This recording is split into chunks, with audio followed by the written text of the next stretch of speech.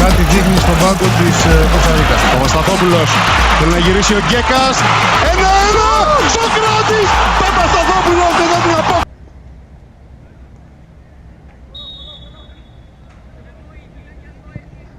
Και ο Νάβας στο γυριστό σου του φαίνει Γκέκα. 1-1! Όπως το πες, χρόνος υπήρχε και ο Σοκράτης Παπασταθόπουλος δεν θα μπορούσε να βρει πιο κατάλληλη στιγμή για να κάνει το πρώτο του γκολ. Hacia frente es mejor. Ganaba mejor. Ganaba Vlad. Rebote para Giovanni.